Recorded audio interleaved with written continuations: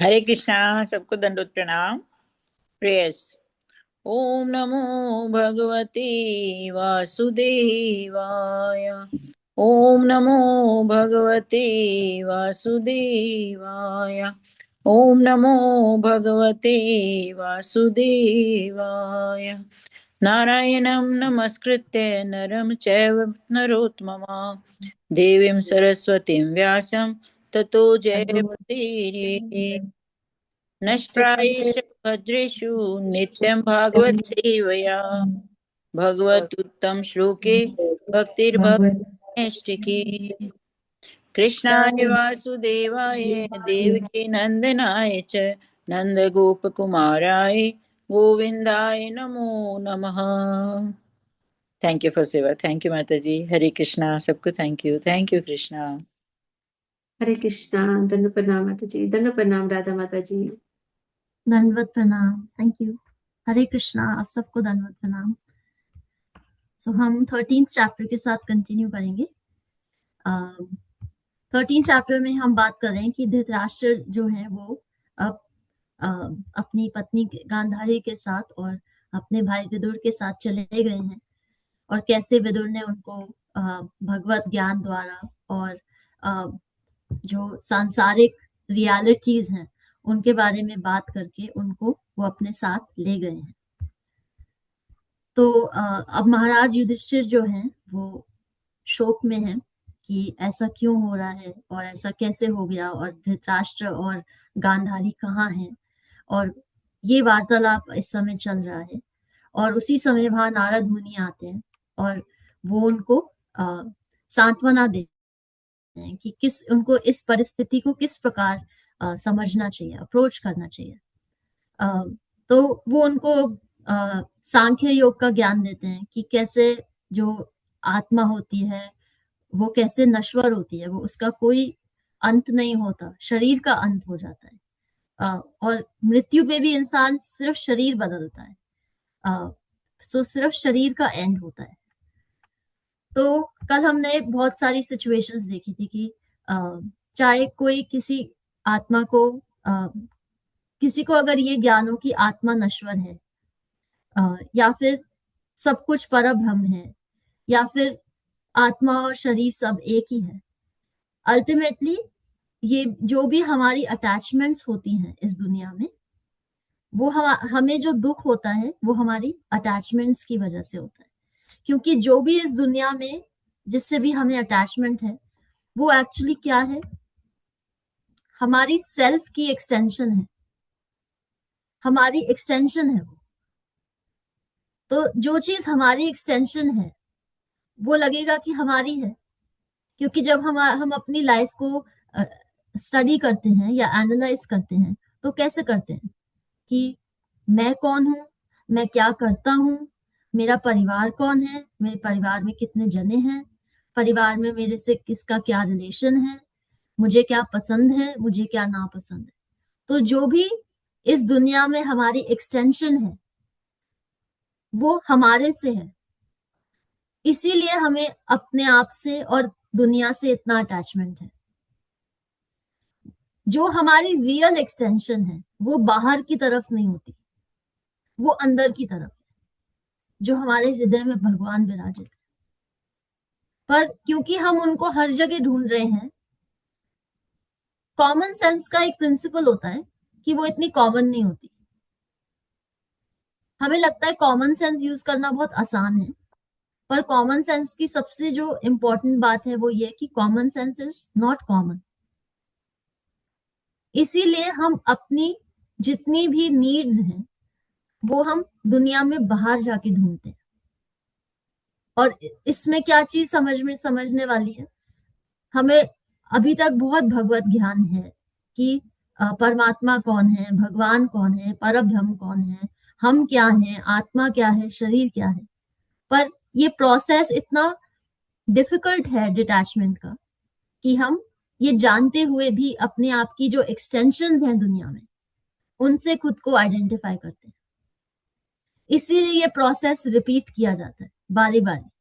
जो भी चीज हम रोज करते हैं लाइफ में वो हमारी हैबिट बन जाती है और जो हमारी हैबिट होती है वो हमारी चॉइसेस बन जाती है। सपोज आप रोज डिसाइड करो कि आज मुझे हर रोज मुझे एक हरी सब्जी खानी है, तो आप खाओगे और कुछ समय बाद आप जिस भी वजह से वो डिसीजन ले रहे हो उसका इफेक्ट देखोगे, और उसके बाद आप डिसाइड करोगे कि आपको कंटिन्यू करना है कि नहीं करना है।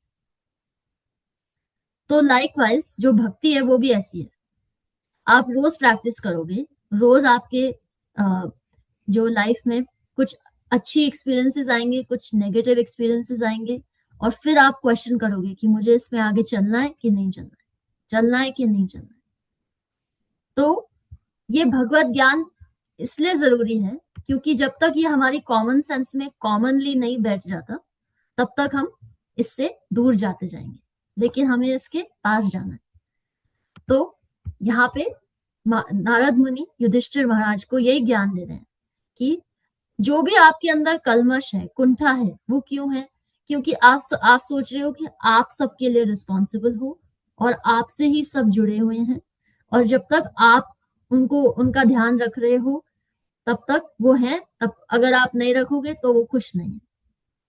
लेकिन ऐसा नहीं है, क्योंकि जो ये प्रकृति है ये काल, कर्म और गुणों के हिसाब से चलती है, और इन तीनों जो तीन फैक्टर्स हैं, काल, कर्म और गुण, इनके प्रकोप से, इनके प्रभाव से किसी व्यक्ति के जीवन की जो सिचुएशन है वो है, आपकी वजह से नहीं है। तो इस प्रकार से वो उनको सांख्य योग का ज्ञान दे रहे हैं, और आगे वो अब उनको धीरे धीरे भक्ति योग की तरफ लेके जाएंगे। तो हम 47th वर्स पे से स्टार्ट करेंगे। अहस्तानि सहस्तानम अपदानि चतुष्पदाम फल्गुनी तत्र महताम जीवो जीवस्य जीवनम। अहस्तानि सहस्तानम अपदानि चतुष्पदाम फल्गुनी तत्र महताम जीवो जीवस्य जीवनम। हरे कृष्णा माता जी, दंडवत प्रणाम। जो बिना हाथ वाले हैं वे हाथ वालों के शिकार हैं, जो पांवों में विहीन है, जो पांवों से विहीन है वे चौपायों के शिकार है। निर्बल सबल के भोज्य हैं, और सामान्य नियम यह है कि एक जीव दूसरे जीव का भोजन बना हुआ है। हरे कृष्ण। थैंक यू माता जी। तो यहाँ कहा जा रहा है अहस्तानी, जिनके हाथ नहीं होते। तो जिनके हाथ नहीं होते वो उनकी वीकनेस क्या होगी कि अगर उनको कोई पकड़ेगा आके तो वो अपने आप की रक्षा नहीं कर पाएंगे। अहस्तानी, अहस्तानी, हस्त हाथ, अ मतलब नहीं, अहस्तानी, सहस्तानाम, लेकिन जिनके पास हाथ है, सहस्तानाम, वो आके उनको खा सकते हैं। उसी प्रकार अपदानी मतलब जिसके पैर नहीं है, लेकिन चतुपदाम जिसके 4 पैर हैं, वो आके उसको खा सकते हैं। फाल्गुनी जो कमजोर है, तत्र महताम, जो महताम मतलब जो बहुत पावरफुल है, जो बहुत स्ट्रांग है। जीवो जीवस्य जीवनम, ऐसे इसका ये प्रिंसिपल क्या है कि इसी प्रकार ये जगत चल रहा है। जो वीक है वो, जो स्ट्रांग है वो वीक को खा रहा है, जिसके पैर है वो ना पैर वाले को खा रहा है, जिसके हाथ नहीं है वो जिसके हाथ है उसके द्वारा खाया जा रहा है। तो ये हम अपने आसपास ऑलमोस्ट अगर हम प्रकृति में या किसी गार्डन में जाके ऑब्जर्व करें तो हमें ये चीज बहुत आराम से नजर आ जाएगी कि एक्चुअली में ऐसा ही है। जो ये भौतिक जगत है, इसको अगर आपको किसी को एडवर्टाइजमेंट देना हो कि इस भौतिक जगत की डिस्क्रिप्शन क्या है, कि जैसे हम टीवी में देखते हैं कि जो क्रूजेस चलते हैं, शिप्स जो क्रूजेस होते हैं, क्रूजेस का एडवर्टाइजमेंट आता है कि लोग इस क्रूज में गए, इस सी में था, वहां पे उसके बॉर्डरिंग इतने सारी कंट्रीज थी, और फिर लोगों को बहुत मजा आया। बेसिकली उस एडवर्टाइजमेंट में सब लोग हंस रहे होते हैं, सब खुश हो रहे होते हैं, और उनको देख के हम नाखुश हो रहे होते हैं, या हम सोच रहे होते हैं कि इनको देख के हम भी खुश हो, अगर हम भी इनके कदमों में चलेंगे तो हम भी खुश हो जाएंगे, राइट? पूरी एडवर्टाइजिंग इंडस्ट्री इस साइकोलॉजिकल मैनिपुलेशन पे बेस्ड है आप किसी को खुश देखते हो, आपको लगता है मुझे भी खुश होना है, आफ्टर ऑल मेरे पास क्या कमी है, अगर मैं ये खुश हो सकता है तो मैं भी खुश हो सकती हूँ। खुश होना तो सब चाहते हैं, पर खुश होने का जो प्रिंसिपल है, आफ्टर ऑल वो क्या कर रहे हैं, वो बाहर की तरफ ढूंढ रहे हैं। और हम सब लाइफ एक्सपीरियंस करते हैं कि आप बाहर कितनी भी खुशी आप ढूंढ लो, आप कितने भी क्रूजेस में चले जाओ, कितने भी शहर देख लो, अल्टीमेटली हमें खुशी कहाँ मिलती है, अपने अंदर, सिंप्लिसिटी में, राइट। तो अगर हम इस दुनिया की बात करें तो यहाँ की जो एनवायरनमेंट क्या है कि जो स्ट्रांग है वो वीक को खाना चाहता है, और वो कभी भी इसमें कोई एक्सेप्शन नहीं करेगा। और अगर आप इसको एक वेकेशन समझ रहे हो, इस दुनिया को एक समझ लो, ये एक कंट्री है पूरी दुनिया, और इसमें आपको वेकेशन पे जाना है, तो ये ऐसी वेकेशन है कि इसमें आप हजारों बार इसमें वेकेशन लेते रहोगे, लेते रहोगे, लेते रहोगे, अलग अलग बॉडीज में आते रहोगे, लेकिन यहाँ से बाहर निकलना बहुत मुश्किल है।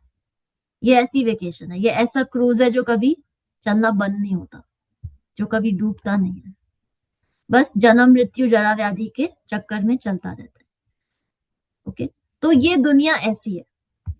इसीलिए यहाँ पे वो कह रहे हैं कि जब तक हम अगर ये एडवर्टाइजमेंट रोज टीवी पे आए कि एक्चुअली में जिस क्रूज में आप जाना चाहते हैं, जिस दुनिया में आप घूम रहे हैं, उसका एक ही प्रिंसिपल है, बड़ा जानवर छोटे जानवर को खाता है। एंड यहाँ पे सिर्फ जानवर की बात नहीं हो रही है, अगर एक इंसान भी जानवर को खाता है तो ये सोचने वाली बात है कि जब वो किसी जानवर को मार के खा सकता है तो उसको दूसरे किसी इंसान को मारने में बहुत ज्यादा देर नहीं लगेगी, क्योंकि जितना हम अपनी कॉन्शियस को, हमारी जो एक प्योरिफाइड माइंड है, उसको हम जितना गिराते जाते हैं वो आसानी से गिरता जाता है, उसको कोई देर नहीं लगती गिरने में। तो यहाँ पे यही बताया जा रहा है कि जब तक हमें ये रियलाइज नहीं होता कि जो ह्यूमन लाइफ है वो एक अकेला ऐसा चांस है जो इस साइकिल से, इस क्रूज शिप से, इस वेकेशन से अल्टीमेटली निकलने के लिए बेस्ट तरीका है, तब तक हम इस क्रूज में घूमते रहेंगे और हजारों जन्मों तक घूमते रहेंगे। अगर आप अपने गार्डन में जाके बाहर ऑब्जर्व करें, या आप कभी ट्रैफिक में हो तब ऑब्जर्व करें, आसपास जो पेड़ हैं, पौधे हैं, वो उस क्यू में है, वो उस क्यू में लगे हुए हैं, उस लाइन में लगे हुए हैं कि किसी दिन, किसी लाइफ में उनको ये चांस मिलेगी जो आज आपको मिली हुई है, जिसको हम बहुत ऑर्डिनरी समझ लेते हैं। जैसे हमने एक एग्जाम्पल पहले लिया था कि जब एक बार दो मछलियां पानी में घूम रही होती हैं, छोटी होती हैं, उनको मजा आ रहा होता है, एक दूसरे से बतिया रही होती हैं और घूम रही होती हैं पानी में। थोड़ी देर आगे चलती हैं और आगे से एक बड़ी मछली आती है और वो उनसे दोनों से कहती है कि नमस्ते, तो वो आगे से नमस्ते कहती हैं। फिर वो कहती हैं कि कैसे हैं आप? हम ठीक हैं, आप कैसे हैं? तो फिर वो बड़ी मछली जो होती है वो कहती है उनसे कि पानी कैसा है? तो वो छोटी मछलियां एक दूसरे को ऐसे ये कैसा सवाल है, ऐसे पूछती है और बिना कुछ कहे आगे चली जाती है। फिर जो दोनों छोटी मछलियां होती हैं उसमें से एक दूसरे को कहती है, यार ये पानी क्या होता है? तो हम भी इस लाइफ को इतना ग्रांटेड लेते हैं। हम सुबह उठते हैं तो हमें लगता है कि यही हमारी दुनिया है, यही हमारा संसार है, यही हमारा वेकेशन है, जो वेकेशन कभी खत्म नहीं होएगा, सब परफेक्ट है। हम इसको इतना ग्रांटेड लेते हैं अपने टाइम को। हम इस बात को भूल जाते हैं कि यहाँ पे मौका मिले किसी बड़ी मछली को या बड़े जानवर को हमें खाने का, तो वो कोई कसर नहीं छोड़ेगी। जन्म मृत्यु जरा व्याधि कोई कसर नहीं छोड़ते। तो इसीलिए भागवतम हमें बारी बारी ये नहीं कहती कि आप अपनी रिस्पॉन्सिबिलिटीज त्याग दो, आप जंगल चले जाओ। वो हमें ये रियलाइजेशन दे रही है, ये रिकग्निशन दे रही है, ये रिमाइंडर दे रही है। जैसे आप आप सीरी को रिमाइंडर दे सकते हो रोज सुबह 6 o'clock आपको बोलने का कि you are not the body, you are the soul. वो आपको बोलेगी। तो सिमिलर चीज आपको भागवतम कह रही है कि आप आपकी बॉडी नहीं हो, आप सोल हो। और आप इस दुनिया को जो वेकेशन समझ रहे हो वो ये जगह नहीं है वेकेशन करने की। आपकी जो रियल वेकेशन है, जहां सिर्फ सच्चिदानंद है, जहां कोई मृत्यु नहीं है, जहां जन्म नहीं है, वो केवल भगवान कृष्ण के पास है। और आप में से, हम में से जो भी हमारा रिलेशनशिप है भगवान के साथ, हम में से कुछ उनके फ्रेंड्स बन सकते हैं, हम में से कुछ गोपियां बन सकते हैं, हम में से कुछ उनके केयर टेकर्स बन सकते हैं। हम सब में कोई ना कोई रिलेशनशिप है भगवान के साथ। वो हमारी रियल और इटर्नल वेकेशन है। जब हम भी सिर्फ, हमारा चित्त सिर्फ कृष्ण ढूंढेगा, सिर्फ कृष्ण पुकारेगा, सिर्फ कृष्ण को ही देखना चाहेगा, हमारी इंद्रियां सिर्फ कृष्ण में ही डूबी रहेंगी। कभी ये नहीं सोचेंगे कि मेरा इसमें क्या है, क्योंकि कृष्ण जब दिख जाते हैं और जब कृष्ण मिल जाते हैं तो ऐसी पूर्णता आ जाती है जीवन में कि मैं तो हट ही जाता है उस बात में से, क्योंकि कृष्ण सारी जरूरतें ऐसे पूरी कर देते हैं, बिन मांगे बिन बोले पूरी कर देते हैं। तो भागवतम एक रिमाइंडर है कि इस वेकेशन को आप निपटाने की सोचें। और निपटाएंगे कैसे? रोज प्रैक्टिस करके, हैबिट बना के, क्योंकि हैबिट्स हमारी चॉइसेस बन जाएंगी और चॉइसेस हमारी डेस्टिनी बन जाती है। चॉइसेस, जो भी हम डिसीजन लेते हैं वो हमारी डेस्टिनी को, हमारे फ्यूचर को डिटरमिन करता है। सो 48 तत् इदम भगवान राजन एका आत्मा मनाम स्वदृक् अंतरोनंतरो भाति पश्य तम मया रोरुधा। तत् इदम भगवान राजन एका आत्मा मनाम स्वदृक् अंतरोनंतरो भाति पश्य तम माया योरुधा। अतएव हे राजन, तुम्हें एकमात्र परमेश्वर को देखना चाहिए, जो अद्वितीय है और जो विभिन्न शक्तियों से साक्षात प्रकट होते हैं और अंदर तथा बाहर दोनों जगह है। हरे कृष्ण। Thank you. तो यहाँ पे जो हम बात कर रहे थे उसी की एक्सटेंशन है। अब वो उनको आत्मज्ञान दे चुके हैं, अब वो भक्ति योग की तरफ जा रहे हैं। भगवत गीता में भी भगवान पहले अर्जुन को सांख्य योग बताते हैं, आत्मज्ञान देते हैं कि आत्मा क्या है, शरीर क्या है। फिर वो उनको कर्म योग बताते हैं, फिर ध्यान योग बताते हैं। फिर वो ध्यान योग के लास्ट में उनको क्या कहते हैं कि जो योगी मेरा स्मरण करता है, जिसकी अंतरात्मा में मेरा स्मरण रहता है, वो सबसे सर्वोत्तम योगी होता है। और आज का जो युग है, हम कई बार न्यूज सुनते हैं और पढ़ते हैं और उसमें हम बहुत सारी ऐसी बहुत डिफिकल्ट, बहुत क्रूर न्यूज सुनते हैं। हमें लगता है कि ऐसा कैसे हो सकता है, एक इंसान दूसरे इंसान के साथ ऐसा कैसे कर सकता है, या कोई किसी के साथ इतना बुरा कैसे कर सकता है। हम सबको ये न्यूज सुनने को मिलती रहती है, बहुत आजकल तो बहुत आम बात है ऐसी न्यूज सुनना या पढ़ना। एक्चुअली में ये बात हमें मान के चलनी चाहिए कि अगर हम अपने मन को कंट्रोल नहीं करते कलयुग में, तो जिस न्यूज को देख के आज हम शॉक में जाते हैं कि ओ ऐसा कैसे हो गया, बहुत देर नहीं लगती हमारे मन को भी विचलित होने की, कुछ गलत करने के लिए। और इसको हम लाइटली नहीं ले सकते कि नहीं मैं तो बहुत मैं तो परफेक्ट हूं, मेरा तो मन बहुत कंट्रोल रहता है, मैं तो बहुत शांत भाव की हूँ। ग्रेट, अगर आप हैं ग्रेट, लेकिन कलयुग का प्रभाव ऐसा है कि ये मन को बहुत विचलित करता है। मन, कलयुग का सबसे पहला प्रभाव ही मन पे है। और जिसका मन विचलित हो जाता है, मन विचलित करके क्या करता है, आपको ये यकीन दिला देता है कि जो आपके मन में विचार चल रहा है वो आपका विचार है, लेकिन वो आपका विचार नहीं है, वो आपके मन का विचार है। लेकिन आप में से सब इस बात को से अग्री करेंगे कि मन के विचार को इतनी शार्पनेस से एनालाइज कर पाना कि ये मेरा विचार नहीं है, ये मेरे मन का है, कितना कठिन होता है। कितनी बार हमारे मन में जो व्यथा चल रही होती है उसको हम अपनी व्यथा मान लेते हैं, पर्सनली ले लेते हैं, उससे प्रभावित हो जाते हैं, क्योंकि हम ये भेद नहीं कर पाते कि वो मन की अवस्था है या मेरी अवस्था है। हमारा मन हमारे को इतना ज्यादा टॉर्चर करता है कई बार।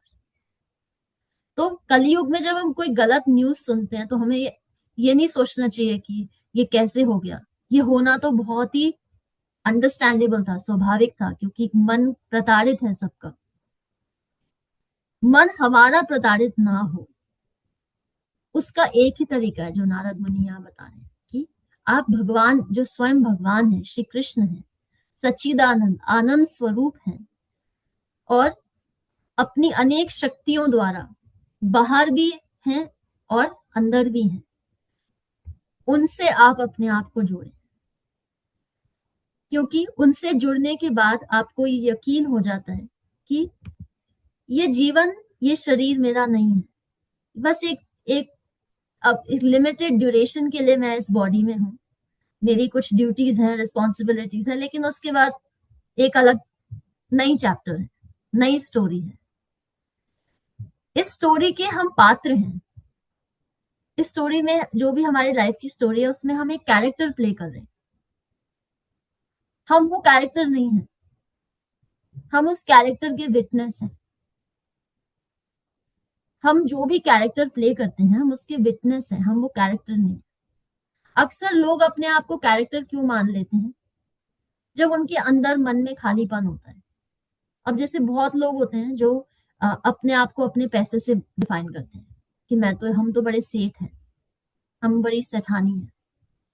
कई लोग अपने आप को अपनी प्रोफेशन से डिफाइन करते हैं, हाँ ये तो बहुत बड़े बिजनेसमैन हैं, ये तो बहुत बड़े साइंटिस्ट हैं, ये उनकी परिभाषा है। कई लोग अपने आप को अपनी प्रॉपर्टीज से डिफाइन करते हैं, इनके पास तो जी 10 घर हैं। कई लोग अपने आप को अपनी गरीबी से डिफाइन करते हैं, ये तो बहुत ही, हम तो पूरी उम्र ही हमने गरीबी में निकाल दी, हमने तो पैसा देखा ही नहीं कभी। एक कहावत है, कुछ लोग इतने गरीब होते हैं कि उनके पास सिर्फ पैसा होता है। उनकी उनकी उनकी जो मन की अवस्था है वो इतनी गरीब हो जाती है कि उनको सिर्फ पैसा ही पैसा, पैसा ही पैसा, जहां देखो पैसा, जहां मौका मिले पैसा। ये हमारे अंदर मन में खालीपन क्यों आता है? जब हम अपने आप को पैसे ज्यादा होने से या पैसे कम होने से, अपने प्रोफेशन से, अपनी प्रॉपर्टी से, अपनी ब्यूटी से, अपनी हमारी पहुंच से डिफाइन करते हैं। हमारे अंदर जो कमी है वो किस चीज की कमी है? भगवत ज्ञान की कमी है कि मैं हूं कौन। जो षट गोस्वामी थे उनमें से जो रूप गोस्वामी है, और उनकी जब हम चैतन्य चरितामृत में आगे स्टोरी पढ़ेंगे तो वो एक बहुत बड़े राजा के लिए काम करते थे, उनके बहुत बड़े मिनिस्टर थे वो रूप गोस्वामी, उनको खूब इज्जत मिलती थी, खूब धन भी मिलता था। लेकिन जब वो चैतन्य महाप्रभु से मिले तो उन्होंने महाप्रभु से एक ही सवाल पूछा, मैं हूं कौन? अब वो तो, उनके पास तो कोई कमी नहीं थी, वो उनको ज्ञान भी बहुत था, पैसे भी थे, अच्छी जगह काम भी करते थे, घर भी था, खाना भी था, कोई कमी नहीं थी उनको। महाप्रभु से मिलने के समय उन्होंने कहा, मैं हूं कौन? और ये सवाल हम अपने आप से बहुत बार पूछ सकते हैं। इसका मतलब ये नहीं है कि हम फिलोसफर बन जाए, मैं हूं कौन, और फिर हम 6-7 घंटे एसी पे जी लगे हुए हैं सोचने के लिए, मैं हूं कौन, पता नहीं मैं कौन हूं, पता नहीं मैं क्या हूं, फिर दूसरों से चर्चा कर रहे हैं मैं हूं कौन। नहीं, ये एक रिफ्लेक्शन है कि जब हम एक परिस्थिति से घिरे हुए होते हैं जो हमें ये भुला देती है कि तुम हो कौन, तब ये सवाल पूछना स्वाभाविक है कि मैं हूं कौन। क्या मैं ये शरीर हूं? क्या मैं ये परिस्थिति हूं? क्या मैं अपना प्रोफेशन हूं? क्या मैं अपनी प्रॉपर्टी हूं? क्या मैं अपने बच्चों के साथ जो जुड़ी हुई हूँ वो हूँ? मैं हूँ कौन? ये अपने आप को एक बिगर पिक्चर दिखाने का तरीका है।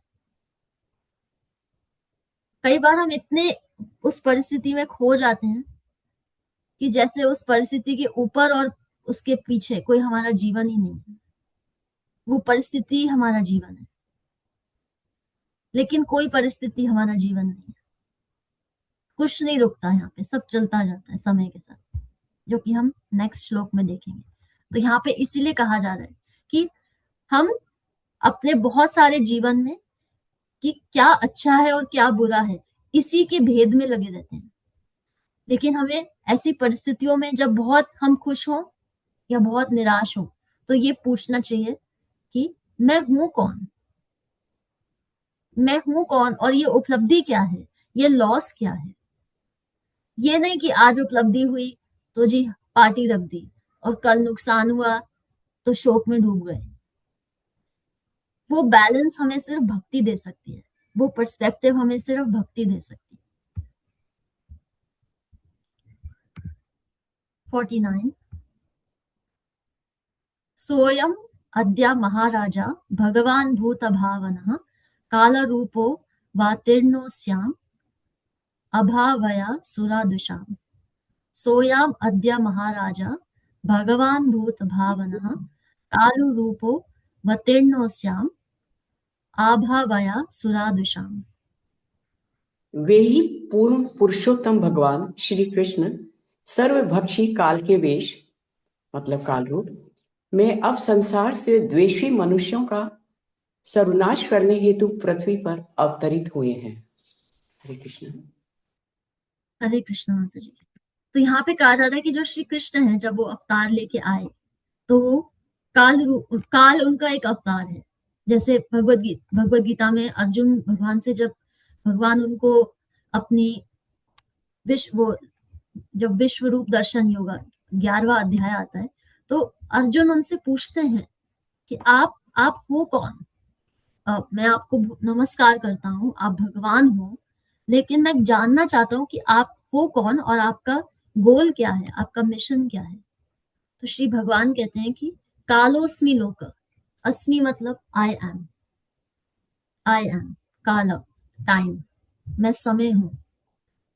क्षयकृत प्रवर्धो, मैं जो भी यहाँ पे अधर्म है उसका विनाश करने आया हूं।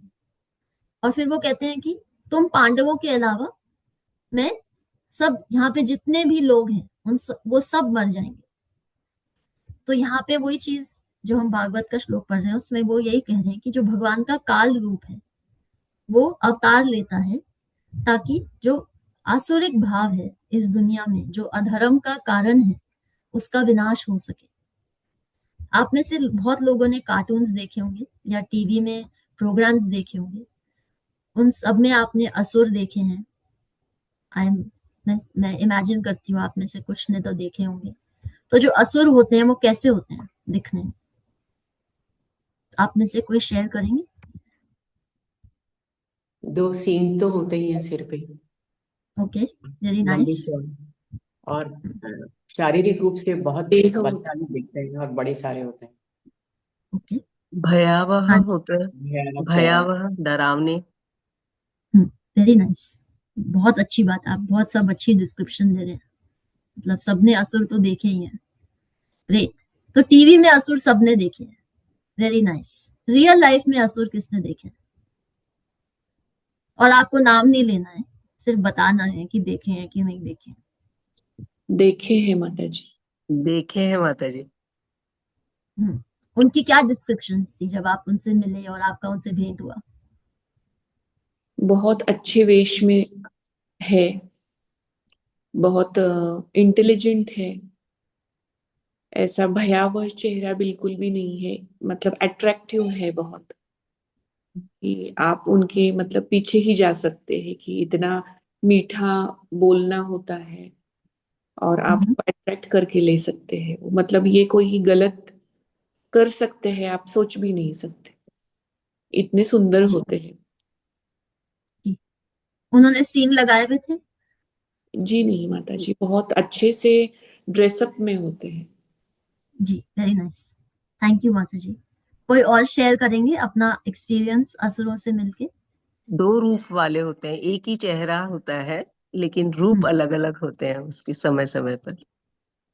जी, और कोई? ये कलयुग है तो मैं ये मान के चल रही हूँ आप सब मिले हैं, ऐसा कोई भी नहीं है जो नहीं मिला है। माता जी, हम भी हो सकते हैं दूसरों के लिए असुर। ओके हाँ, थोड़ा थोड़ा तो सब में ही होता है मेरे ख्याल में। कोई जी, कोई व्यक्ति किसी वक्त आपको वैसा दिखाई देता है, असुर की तरह बिहेव करता है, और वही व्यक्ति दूसरे समय में आपको अच्छा लगने लग जाता है, अच्छा बिहेव करता है, तो ऐसा भी होता है। जी, वेरी नाइस, थैंक यू। पर कुछ आप लोग सबके बेसिकली 80% टाइम असुरी होते हैं, 20 टाइम ही नॉर्मल होते हैं। थैंक यू माता जी। कोई स्पेसिफिक एक्सपीरियंस आप शेयर करेंगे?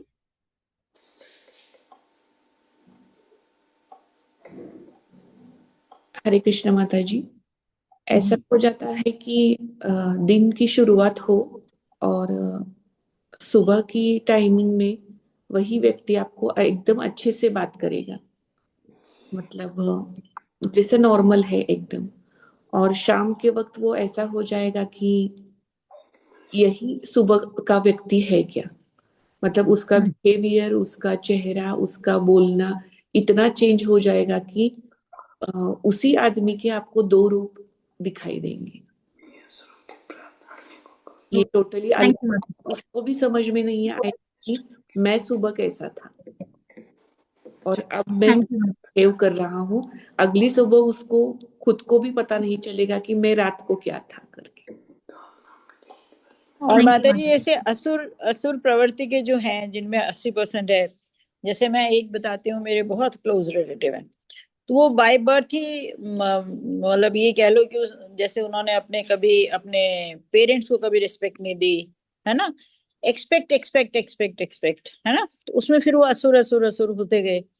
फिर वो बड़े हो गए तो फिर वो अभी वो विदेश में ही है, आपके शहर के आसपास ही है। तो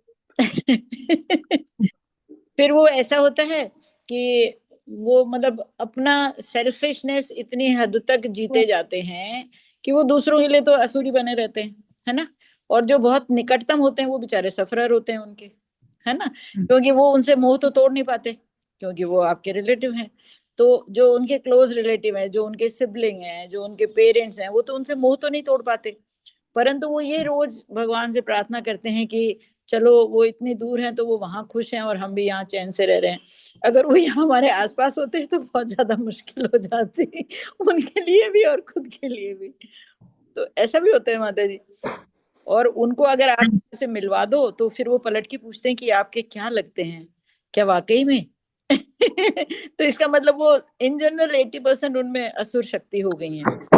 फिर जैसे कभी कभी मेरे जैसे कोई जो हो जाते हैं ना थोड़े से कि नहीं, इनको तो अपन ठीक करना ही चाहिए, अपने को ये अपना अपना कर्तव्य है, अपना प्रोफेशन है, जब हम इनके इतने क्लोज हैं तब उनको ठीक कर दें, पर वो ठीक नहीं होते, कितनी कोशिश कर लो कितनी, फिर आप देखते हो कि आप फ्रस्ट्रेट हो गए उनके उनके इस आचरण से, तो आप में आपकी अच्छाई उसमें गई नहीं गई, वो सही हुए नहीं हुए, पर आप उनके जैसे 20% आपने अडॉप्ट कर लिया।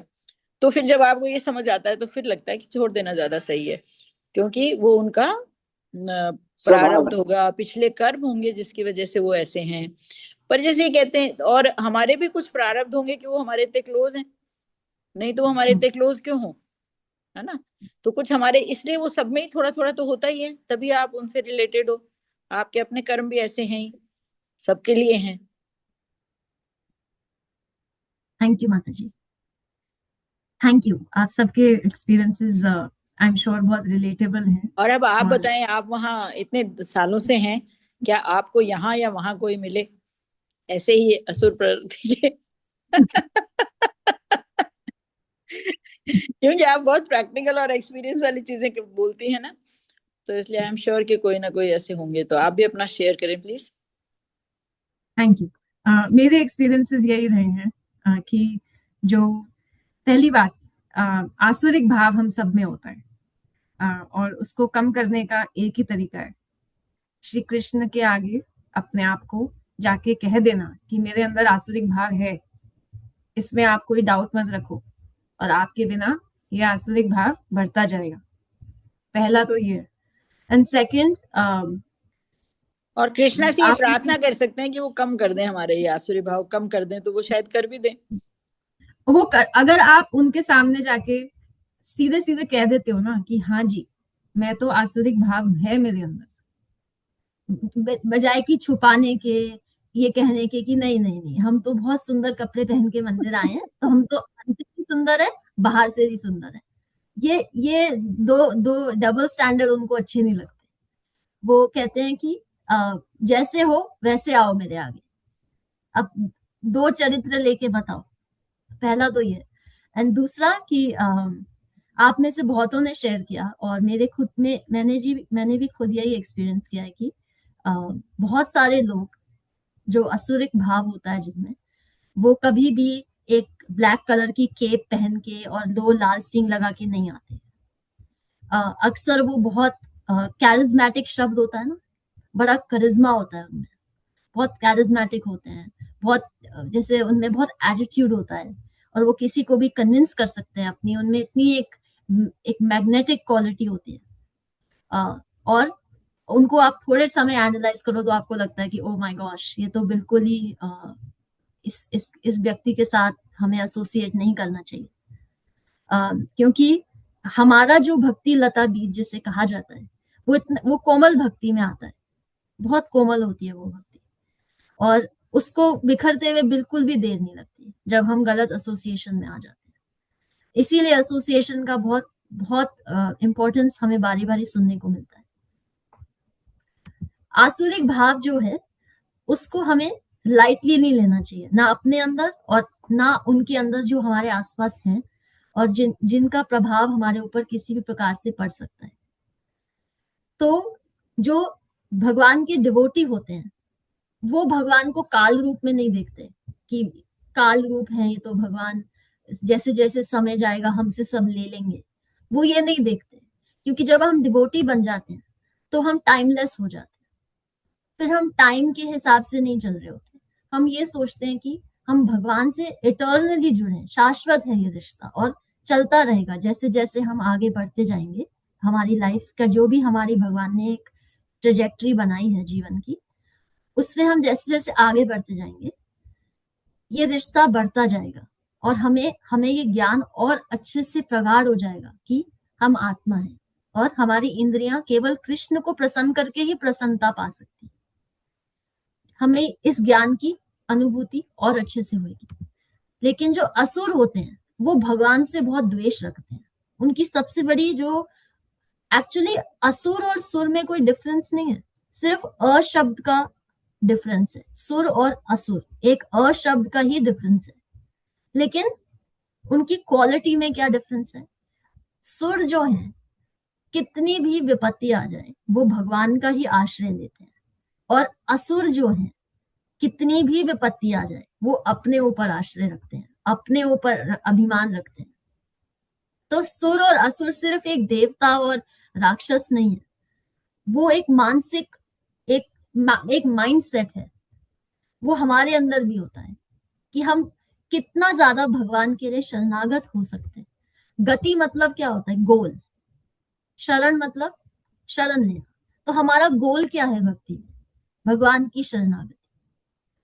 हम जितना भगवान पे डिपेंड करते हैं, जितना डिपेंड करते हैं उतना ज्यादा हमें प्रोटेक्शन मिलता है। और इस युग में सिर्फ प्रोटेक्शन हमें राक्षसों से या असुरों से नहीं चाहिए, हमारे अंदर जो आसुरिक भाव है हमें उससे ज्यादा चाहिए, क्योंकि मन का जो प्रभाव, मन का प्रकोप कई बार इतना तीव्र हो सकता है कि हमें भगवान के ऊपर अविश्वास हो जाए, कोई बड़ी बात नहीं है इस युग में। तो हम जब जितना आसुरिक भाव हमारे अंदर होता है उतना हम भगवान से द्वेष करते हैं, उतना ही हमें इनसिक्योरिटी होती है कि जैसे जैसे हम बड़े हो रहे हैं, हमारे से भगवान ने ये भी ले लिया, वो भी ले लिया, सब कुछ छोड़ा ही नहीं, हमें ऐसा बना दिया, हमारी ऐसी हेल्थ हो गई, हमारी ऐसी परिस्थिति हो गई। ऑल ऑफ दीज थिंग्स, ये सिर्फ एक हमारे विश्वास की कमी है। और भगवान बारी बारी भगवत गीता में अनेकों बार ये एग्जाम्पल देते हैं कि भक्ति केवल ऐसा प्रोसेस है जिससे आपको बहुत जल्दी, बहुत शीघ्र, क्षिप्रम भवति, बहुत जल्दी ये रियलाइज हो जाएगा कि आप कौन हो और मैं कौन हूं। और जब आपको ये पता चल जाए कि भगवान जो हैं, जिनके साथ आप एक रिलेशनशिप रखते हैं, उनके नियंत्रण में पूरी दुनिया चल रही है, तो फिर आपको डर किस बात का लगेगा? हमें डर कब लगता है? जब हमारे कंट्रोल में कुछ नहीं होता। और हमारे कंट्रोल में कितनी चीजें हैं, हमारे खाने के अलावा और हमारे सोने के अलावा कुछ भी कंट्रोल में नहीं है। तो जब हमें ये पता चल जाए कि श्री कृष्ण के कंट्रोल में सब कुछ है और हम श्री कृष्ण के शरणागत हैं, तो फिर हमें भय किस बात का है? और अगर भय है, आप में से किसी को भी है, या मुझे भी है, या हम में से किसी को भी है, तो ये प्रश्न फिर हमें पूछना चाहिए कि मैं हूं कौन और कृष्ण कौन है। और ऐसे नहीं, मैं हूं कौन, मैं तो लाचार हूं, मेरा तो कुछ हो नहीं सकता, मैं तो बिल्कुल ही, मेरा तो क्या ही होगा। नहीं, उस माइंडसेट से नहीं, कमजोरी माइंडसेट से नहीं, एक कॉन्फिडेंस के माइंडसेट से कि मैं हूं कौन, एक एक्सप्लोरेशन से कि who am I and who is Krishna, और मैं क्यों उन पे निर्भर नहीं हो रही या होना चाह रही, ये आसुरिक भाव मेरे अंदर क्यों है, ये द्वेष क्यों है। क्योंकि हमें लगता है कि जब हम रोज बात करते हैं कि हमारा फाइनल जो टेस्ट है वो डेथ है। आप अपने आसपास देखिए, जितना सामान आपने इकट्ठा किया, जितना आपके पास है, जितना आपने कुछ भी, कोई भी सबसे प्रिय से प्रिय चीज इकट्ठी करी है अपने जीवन में, उसको सबको त्याग के मृत्यु को हमें एक्सेप्ट करना पड़ता है। तो ये टेस्ट में सक्सेसफुल होने की स्ट्रैटेजी क्या है कि जब भी हमारे अंदर आसुरिक भाव आए, और आएगा, कोई बड़ी बात नहीं है, तो अब पूछना अपने आप से कि मैं हूं कौन, और मैं कृष्ण से विमुख क्यों देख रहा हूं इस परिस्थिति को, जबकि मेरे नियंत्रण में तो कोई है ही नहीं। तो फिर विमुख देख के मुझे क्या प्राप्त हो रहा है? तो इसीलिए आसुरिक भाव लोगों में भी है, और बहुत हद तक आप सबकी डिस्कशन से ये बात सत्य है, और इसको हम आगे कल कंटिन्यू कर सकते हैं कि जब हमें कंपैशनेट होने के लिए कहा जाता है, करुणा दिखाने के लिए कहा जाता है, लेकिन करुणा अगर एक हद के बाद अगर एक हद के ऊपर हम दिखाएं ऐसे व्यक्ति को जो करुणा को समझ ही नहीं सकता, तो फिर हम अपना नुकसान करते हैं। कि उसको कहा जाता है कि कंपैशन, आजकल आप सब, ये वर्ड बहुत कॉमन हो गया है, बाउंड्रीज, सीमाएं, अपनी सीमाओं में रखो, अपनी सीमाओं में बात करो, राइट। तो कंपैशन विदाउट बाउंड्रीज, अगर हम कंपैशन अपनी बाउंड्रीज को ना समझते हुए लोगों को कंपैशन दिखाते हैं, तो उसके लिए क्या वर्ड होता है? Self destruction. आप अपना ही नुकसान कर बैठते हैं। उसको मिसप्लेस्ड कंपैशन कहा जाता है, जो अर्जुन दिखाते हैं first chapter of Bhagavad Gita में, कि जो अधर्म कर रहे हैं उनके ऊपर क्यों अफसोस कर रहे हो आप? भगवान उनसे जाके सेटलमेंट करना चाहते हैं, भगवान उनको जाके बोलते हैं कि आप युद्ध मत करो, 5 गांव मांगते हैं वो भी नहीं देते। तो उसके बाद अर्जुन जब उनको कंपैशन दिखाते हैं, तो श्री कृष्ण कहते हैं कि जो बुद्धिमान व्यक्ति होता है वो ऐसी परिस्थिति में इतना कमजोर नहीं हो जाता। तो जब हम असुरों से मिलते हैं, तो ये हमारे को भी अपनी बाउंड्रीज को बचा के रखना चाहिए। करुणा उतनी अच्छी है जिसमें आपका नुकसान ना हो। हम गिर जाएं, डुल जाएं, उनके आगे लेट जाएं, नहीं, वो हमारा नुकसान है। तो यहाँ पे बहुत सारे कॉन्सेप्ट्स हैं जो हमें समझने चाहिए भक्ति के माइंडसेट से। तो जब आसुरिक भाव से हम प्रताड़ित हों, तो हमें ये पूछना चाहिए कि मैं हूं कौन। तो हम यहाँ स्टॉप करेंगे। Thank you. पर माता जी जैसे भक्ति में ये भी है कि भाई सबको आप फॉरगिव कर दो, है ना, सबको फॉरगिव कर दो।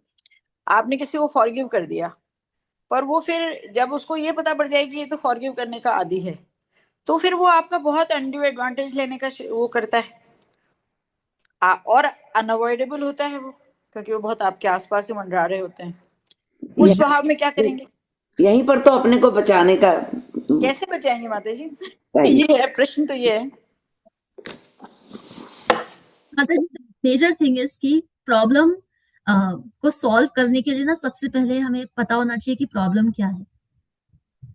प्रॉब्लम सॉल्व करने के लिए पहले हमें डिफाइन करना होता है कि प्रॉब्लम है क्या। और ऐसी सिचुएशंस में जहां पे हम अवॉइड भी नहीं कर सकते लेकिन हमें अपने आप को प्रोटेक्ट भी करना है, वहां पे ना थोड़ा सा फर्म होना पड़ता है। फॉरगिवनेस का मतलब ये नहीं होता कि मैंने तुम्हें क्षमा किया, अब तुम दोबारा आके मेरे पे कीचड़ उछालो, मैं तुम्हें दोबारा क्षमा कर दूं। नो, फॉरगिवनेस का मतलब ये नहीं होता। फॉरगिवनेस हमारे हार्ट में होती है। वो तो तुमने ठीक है जो माता जी। किया, हाँ, तुमने जो किया वो गलत था, अब मुझे पता है मुझे मेरी रक्षा करनी है। पर माता जी मैं जैसे फैमिली में है और स्पाउस है सपोज किसी का, पर उस लड़के की ये सिचुएशन नहीं है, ना उसके पेरेंट्स इतने स्ट्रांग, ना कोई उसके आसपास उसको सपोर्ट सिस्टम इतना स्ट्रांग है ना। और सपोर्ट सिस्टम होता है, पर जो उसका स्पाउस ही इस तरह का है, पर बाकी लोग ठीक हैं, तो वो उसको अलग नहीं होने देते, वो उसको पीछा नहीं छुड़ाने देते उसका। और उसके लिए तो बेचारे के लिए कांस्टेंट सफरिंग है, ये डे एंड नाइट सफरिंग है। वो कहाँ जाए, क्या करे, क्योंकि वो असुर व्यक्ति तो उस पर बहुत ज्यादा डोमिनेट कर रहा है और वो उसे पीछा नहीं छुड़वा पाती। तो ऐसे में फिर कैसे बचा जाए? माता जी, बहुत सारी सिचुएशंस हैं जो कलयुग में पर्टिकुलरली इतनी चैलेंजिंग हो जाती हैं, इमोशनल मतलब उसको हम जो कहते हमारी। हैं तुम इग्नोर करो, तुम फॉरगिव करो, तुम अपना काम करो, पर वो एंड ऑफ द डे तो बेचारी उतनी बहुत सफरिंग उसकी भी हो जाती है। और अब मैंने मतलब पिछले 20 साल 25 साल की उसकी लाइफ में मैंने उसको चेंज होते देखा। मतलब वो जितनी अच्छी होती थी, अब वो उसमें 40% असुर प्रवृत्ति बढ़ गई बिकॉज ऑफ द सर्कमस्टेंसेस। तो कई बार ये प्रारब्ध होते हैं, मेरे ख्याल में पीछे जन्म के प्रारब्ध है कि वो उसको भोगना ही पड़ेगा, उतना उसका उसको लेना ही पड़ेगा, और जिससे वो छुटकारा नहीं पा सकते। यहीं पे प्रारब्ध और गीता का अपने को समझ में आता है। जी और वो तो गीता भी नहीं पढ़ पाते, उनको ये कहो कि तुम ये गीता पढ़ो, तुम ये करो, तुम इसमें से निकलोगी, तो वो कहती है मेरी मनस्थिति ऐसी होती ही नहीं है कि मैं जो पढ़ूं मेरे अंदर जाए। ये तो उसको समझ में आ रहा है, पर बाकी सब कुछ नहीं होता। सबके अपने अपने प्रारब्ध से पीछा नहीं छुड़ा, इजी नहीं होता। जो छुड़ा ले वो तो जी छुड़ा ले, पर कई तो छुड़ा भी पाते हैं। जी यस माता वही जी, है बहुत। माता जी, काल कर्म और गुण यहीं पे आ हम्म, जाते हैं। या जो गुणों का प्रभाव होता है उनसे निकलना बहुत कठिन होता है, पर्टिकुलरली जब हम तमोगुण में होते हैं, क्योंकि उस समय भक्ति भी अच्छी नहीं लगती। उस समय भक्ति से जुड़ी बातों को प्रैक्टिस करना भी बहुत मुश्किल हो जाता है। तो ऐसे केसेस में जब हम किसी के बारे में सुनते हैं, तब हमारे मन में उनके लिए करुणा होनी चाहिए। लेकिन हम ये नहीं सोच सकते कि हमारे अंदर वो बल है कि हम इनकी प्रॉब्लम सॉल्व करके इनको यहाँ से निकाल लेंगे।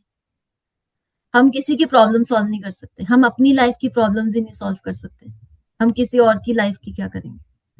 एंड ऐसी सिचुएशंस में ऑफ कोर्स शरणागति लेना बहुत मुश्किल है भगवान की, क्योंकि बहुत दुख में भी भगवान मुश्किल से याद आते हैं। लेकिन जितना हम प्रयास कर सकते हैं, हम किसी ऐसे व्यक्ति के लिए हम प्रार्थना कर सकते हैं कि भगवान इनके जो मुश्किल आई है जीवन में, वो किसी प्रकार से आप इनको पार लगा दो। किसकी क्या प्रारब्ध है, किसी की क्या डेस्टिनेशन है, किसी की क्या जर्नी है, किसी ने किसके साथ क्या लेन देन रखना है, वो हमें नहीं मालूम। तो हम प्रे कर सकते हैं, क्योंकि प्रेयर से बड़ा कोई हम किसी को गिफ्ट नहीं दे सकते। किसी के लिए प्रे करना ही सबसे बड़ा गिफ्ट है।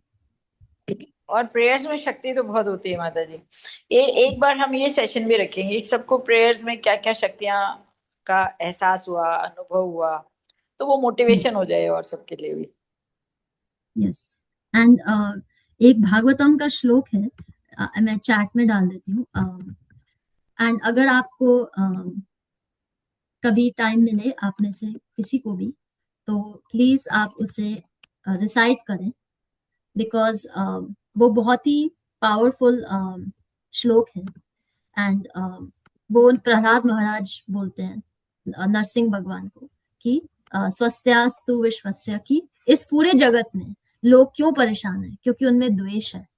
उनकी इच्छाएं इतनी हैं कि वो पूरी नहीं होती, और इच्छा पूरी नहीं होती तो द्वेष होता है, द्वेष होता है तो भक्ति कम होती है। तो ये साइकिल चलता रहता है। तो जितना द्वेष होता है किसी में, उतना ही वो भगवान से दूर जाता जाता है। जैसे कि आज हम बात कर रहे थे, तो प्रहलाद महाराज कहते हैं कि नरसिंह भगवान, आप सबके द्वेष को, सबकी जो इच्छाएं हैं, उनको शांत करो। और ये सबके सेवेंथ अंदर अध्याय भागवतम 7th कांटो का है माता जी ये? नहीं, this is in the 5th canto. एक मिनट, मैं चैट में डाल देती हूँ। एक माता जी 7th भागवतम के 7th कैंटो में 11th चैप्टर के 12th या 13th श्लोक है। उसमें मनुष्य की 20 वो बताई हैं 20 क्वालिटीज की, हमको इसमें फॉलो करके अगर हम अपना जीवन जिए। तो ये मैंने आज ही पढ़ा, तो उसको मैंने फिर सेव किया कि मैं इसका प्रिंट निकाल के अपने हॉस्पिटल के बोर्ड पे लगाऊंगी। वो इतना अच्छा वो है कि मतलब really guiding this thing. Okay, बाकी सबको भी फॉरवर्ड कर दीजिएगा, क्योंकि हम तो कैंटो 7 तक बहुत देर में पहुंचेंगे।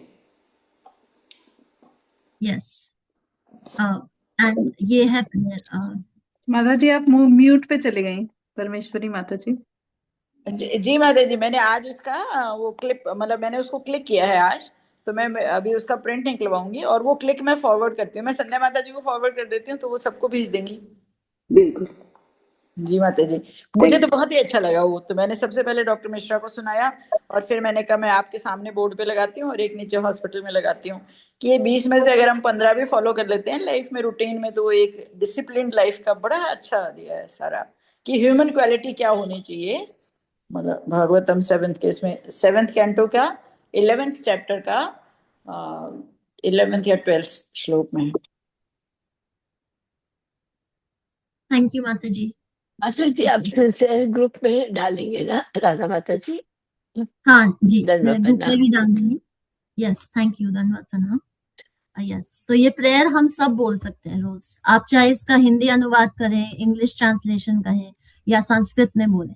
इसमें वो कह रहे हैं कि पूरी ब्रह्मांड में, कहते हैं ना सौभाग्यवती, कहते हैं ना गुड फॉर्चून, पूरे ब्रह्मांड में गुड फॉर्चून हो, किसी को भी वो उस गुड फॉर्चून से कोई भी वंचित नहीं रहे, क्योंकि एक्चुअली में सब हमारे एक्सटेंशन है, सब हमारे ब्रदर सिस्टर है, कोई भी हमारे से अलग नहीं है, कोई हमारे से ज्यादा कोई स्पेशल नहीं है, और हम किसी से कम नहीं है। तो हम सबके लिए गुड फॉर्चून विश कर सकते हैं। एंड जितना हम दूसरों को गुड फॉर्चून विश करेंगे तो क्या होएगा, द्वेष कम होएगा। द्वेष कम होगा तो भक्ति जागृत होने के लिए चांसेस ज्यादा हो जाएंगे, और जितनी भक्ति जागृत हो सकेगी वो श्री कृष्ण से जुड़ जाएंगे। और जब श्री कृष्ण से जुड़ गया कोई, फिर तो चोर है, वो छोड़ेंगे नहीं, चुरा ही लेंगे आपको। सो प्लीज ये आप प्रेयर रिसाइट करिए वंस इन अ वाइल, या रोज अपने मंदिर में रखिए, बिकॉज हम सिर्फ अपने आसपास जो लोग हैं जो सफर कर रहे हैं उनके लिए नहीं, दुनिया में सब लोग, सबकी लाइफ एक तरह से ट्रेजेडी होती है। साइकोलॉजी में कहा जाता है everybody's life is a tragedy. ऐसा कोई नहीं है जो दुखी नहीं है इस दुनिया में। Okay, so that is the least we can do. So thank you, I am sorry बहुत आगे चली गई क्लास आज। आप सबको धन्यवाद प्रणाम। Hare Krishna. Hare Krishna, thank you so much माता जी। आशा माता जी, विनी माता जी। जी माता जी, हरे कृष्णा, सबको दंडवत प्रणाम। जय ओम विष्णु पदाय डिवाइन ग्रेस एसी भक्ति वेदांत स्वामी श्रीला प्रभुपाद की जय। नामाचार्य भक्ति सिद्धांत सरस्वती ठाकुर गोस्वामी महाराज की जय। अनंत कोटि वैष्णव वृंद की जय। नामाचार्य शीला हरिदास ठाकुर की जय। श्री श्री राधा माधव की जय। श्री पंच तत्व की जय। श्री जगन्नाथ सुभद्रा बलदेव की जय। श्री प्रहलाद नरसिंह भगवान की जय। श्री तुलसी महारानी की जय। श्री पतित पावन गौर निताय की जय। श्री गौर निताय प्रेमानंद हरि हरि बोल। All glories to assemble assembled devotees, Hare Krishna. All glories to Guru and Gauranga, Hare Krishna. All glories to Srila Prabhupada, Hare Krishna. प्रेम से कहो श्री कृष्ण चैतन्य प्रभु नित्यानंदा श्री अद्वैत गदाधर शिवसादि गौर भक्त वृंदा की जय। राधा कृष्ण गोप गोपीनाथ राधा कुंड श्याम कुंड गिरि गोवर्धन ब्रिजभूमि वृंदावन धाम चंद्र उदय मायापुर नवदीप धाम की जय। राम सीता लक्ष्मण हनुमान की जय। गंगा मैया यमुना मैया की जय। ट्रांसडेंटल बुक डिस्ट्रीब्यूशन की जय। महाप्रसादम की जय। हरि नाम संकीर्तन की जय। Please forgive me if I have offended anyone with my words, deeds and action. वांछा कल्पतरुभ्यश्च कृपा सिंधुच एव च पतितनां पावनेभ्यो वैष्णवो नमो नमः। Hare Krishna. Thank you so much for the service. Have a blessed day, everyone. Hare Krishna. सबको दंडवत प्रणाम। राधा माता जी, so good to see you. Thank you. Nice to see you.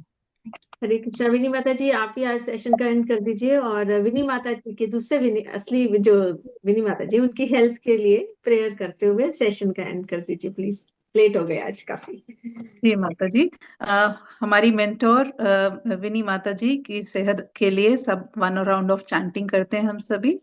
Hare Krishna Hare Krishna Krishna Krishna Krishna Hare Hare Hare Ram Ram Ram Hare Krishna. May she get well soon. हम सब अपने लिए और अपने आसपास वालों के लिए ये प्रेयर करते हैं कि जो लोग भक्ति में नहीं है जल्द से जल्द भक्ति में आ सके और हमारी भक्ति बनी रहे। Hare Krishna Krishna Krishna Hare Hare Hare Rama Hare Rama Hare Hare. Thank you everyone, have a blessed day. Hare Krishna. Hare thank you Krishna दंडवत प्रणाम। दंडवत प्रणाम सभी को। दंडवत प्रणाम सभी को, दंडवत प्रणाम। राधा दंडवत माता प्रणाम जी, राधा माता जी। दंडवत प्रणाम बीच राधा बीच माता में आ जी। जाते हो, अब बीच बीच में आ जाते हो, दर्शन दे देते हो, अच्छा लगता है बिल्कुल सही बात है। आपको सुनने में। राधा माता जी, आपके पीछे क्लाउड्स लग रहे हैं आज। Clouds. आपने कलर भी ऐसा पहना हुआ है, हाँ, ऐसा कलर भी दिखना। क्लाउड। हाँ, बहुत अच्छे लग रहे हैं। Oh, thank you. Thank you so much माता जी। हरे कृष्णा। दंडवत सबको प्रणाम। कल फिर दंडवत। मिलते हैं। थैंक यू हरे सबको माता जी। हरे कृष्णा, सबको दंडवत प्रणाम। राधा माता जी इस ग्रुप में आने के बाद हंसने अच्छी लगी हैं। You have a आप सबको beautiful bless. smile. You have a beautiful smile, Radha Mata ji. Thank you. All glories to the Vaishnavas. Thank you. Hare Krishna. Hare Krishna. Um,